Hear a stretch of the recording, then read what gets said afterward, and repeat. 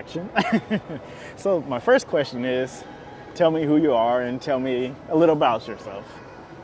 Well, as you know, my name is Chantal Edouard. I'm originally from Port-au-Prince, Haiti, but I've been in the U.S. for like 40 years, and I am a mother, a grandmother, and I consider myself to be a resilient person.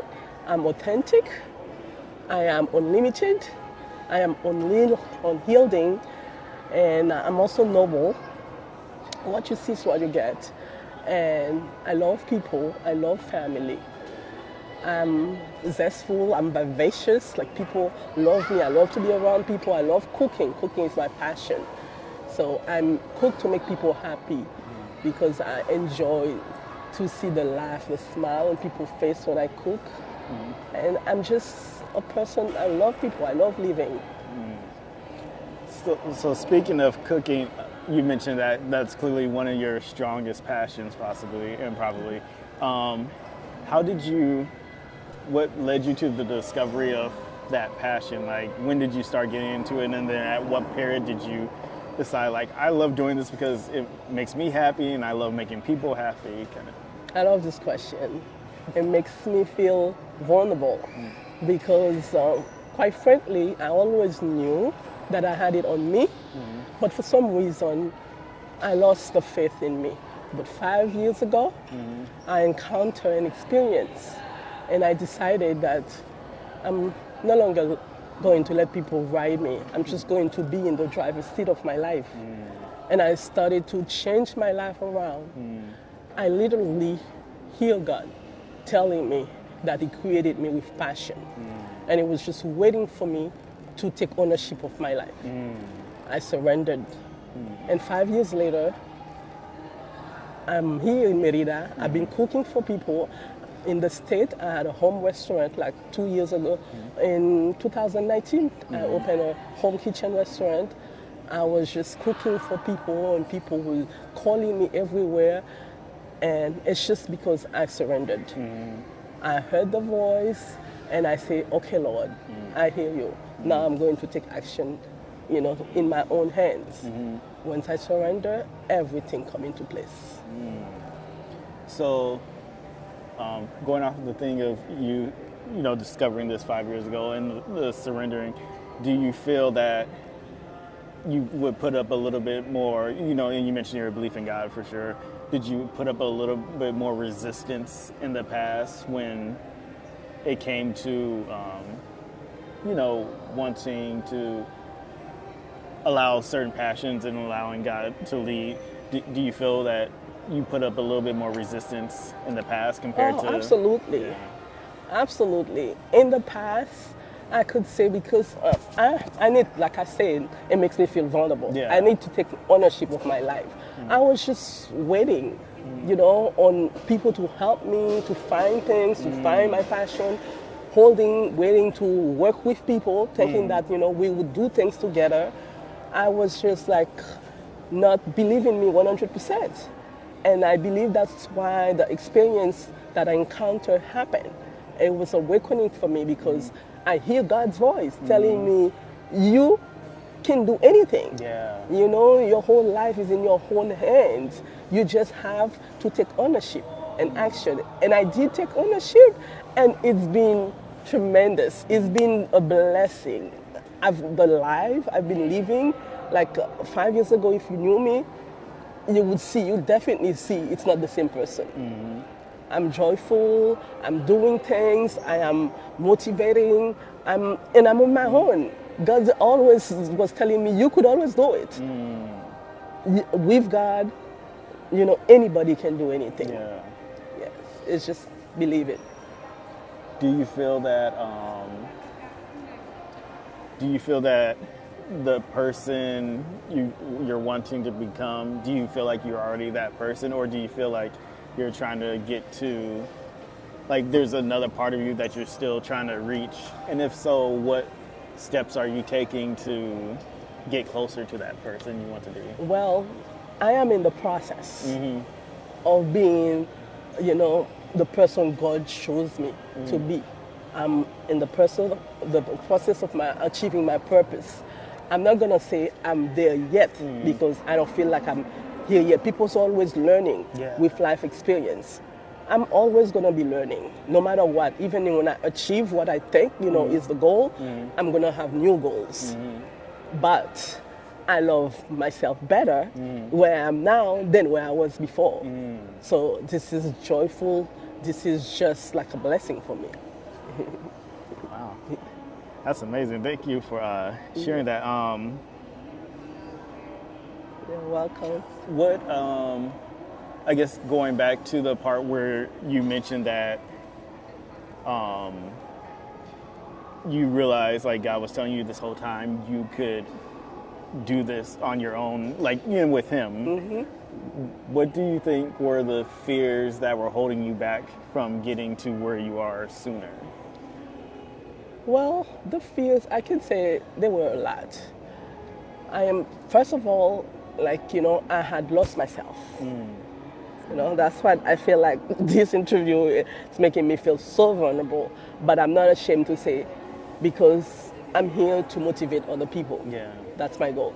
So I lost myself in some way, and I couldn't find myself. I tried to find myself, but I think, I have another person with me in order to achieve things.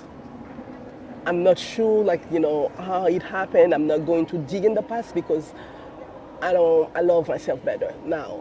But I pray because I love to pray. I'm a praying woman. I pray, tell God, show me what is holding me behind. And it proved me everything, the evidence. And I let everything go and surrender. And I find myself. I'm a different person. I believe, even though the trust that I had in what's called, I would say, I thought it was security for me, that leaving behind everything that I know to just come here to the unknown, it was so scary. But it's no longer fearful for me because I trust God. I believe He has my hand, He has my life in His hands, and He's about to blow my mind away. I can't wait for what's gonna happening next to me. That's amazing. And very powerful because it's like even just being able to understand our certain weaknesses that we have as individuals. A lot of times people ignore those, and it keeps us from growing and expounding upon our absolute potential and finding our passions and our purpose. And that also goes on with the next question. I know you mentioned cooking being one of your passion and purposes. Is there any other time where you feel connected to your purpose for yourself, besides obviously being in the kitchen is probably one of those ways where you're truly connecting with your passion and your purpose, but is there any other times where you feel connected as well? Oh yes, helping people. I didn't know, recently, I'm not sure, but we probably watched a video of postpartum for Taina. I knew that I always love people. I always love to serve, but I didn't know that I could help others in that sense. After postpartum, I was doing the bath for Taina, and I recall that my mother used to do that, and I used to watch that, or I used to love it. But throughout my life, I forgot those things. Then because of Taina's birth, I was here to nurture her. I got back. So I feel like I can help people, doing postpartum. I can do the best for them. I can talk to them. I can help them with healing, with the mental healing, with physical healing. So it's joyful to experience, the quality that I had and that disappeared for almost all my life. But everything is coming back to me right now. That's amazing. It seems like definitely the driving force behind you is being people passionate and making sure helping those who are in need, and even if people may say that they don't need anything, you still would go out of your way to make sure they have what they have. Yes. And it's it seems like it's like a quality or personal trait that you've definitely always had. Because even when you mentioned the fact of not being able to, or in the past how it was hard for you to accomplish your passions because you needed somebody beside you, but at the same time, it also seems like you just want to include people too that could Yes, possibly be like I believe in unity. I believe Yeah. like if you can work with people, you'll be more powerful. Yeah. But if people don't want to be with you, you have God. Yeah. You don't need them.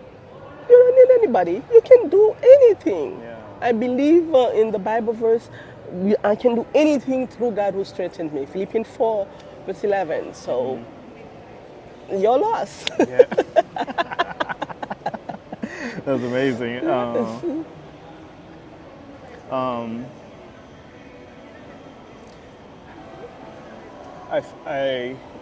I guess now it's like, so since you're in a different location compared to the United States, the United States has, its stress levels and everything. So this question might be different.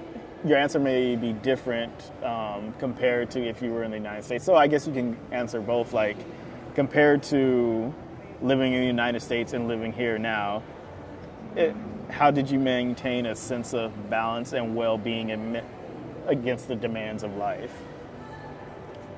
Well, to be truthful, in the United States, it was hard to really find positive sense of balance and well-being with all the chaos that's going on around you. And working hard, concentrating on a 9-to-5 job, just doing things just to make it. I really didn't consider myself as in a good position of well-being. I find myself always stressed. I find myself sometimes being depressed. But thank God I'm here in Merida. I can say I don't have those anymore. I don't have this anxiety anymore. I feel joy, I feel love, and I'm meeting, people with a positive mindset, people that are, similar to, what I want to be, who I want to be.